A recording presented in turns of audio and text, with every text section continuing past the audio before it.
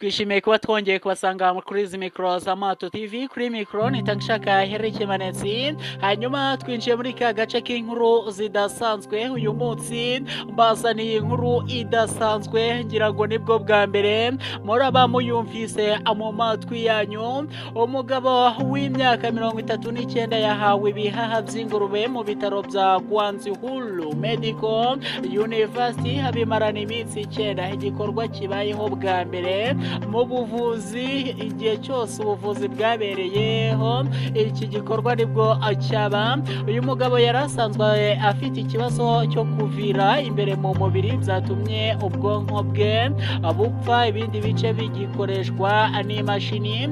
Uyu mugabo yahawe ibihaha by'ingurube hagamijwe ubushakashatsi.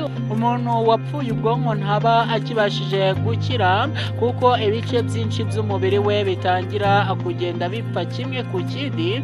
Gusa uyu mugabo umutima we wari ugikora da. Abashakashatsi basabye umuryango w'uyu mugabo kumukoresha mu bushakashatsi bugamije kureba ko ibihaha by'ingurube bishobora gufasha umuntu. Abaganga bavuze ko bakimara kumushyiramo ibyo bihaha nta kimenyetso umubiri we wagaragaje cyo kubyanga, keretse nyuma y'umunsi umwe ubwo umubiri we watangiraga kubyimba ndetse amaraso atangira kugenda gake. Abaganga bakoze ibishoboka ngo bagabanyirize ibyo bihaha ibyago byo kutakirwa n'umubiri, gusa birangira abafashe umwanzuro wo kubimukuramo. Abashakashatsi bavuga ko nubwo ibihaha byamumazemo iminsi 9 agikeneye ubushakashatsi, kuko ku muntu iminsi 9 ari mike, nk'uko Dr. Adam Gresema uri mu bakoze ubu bushakashatsi yabivuze.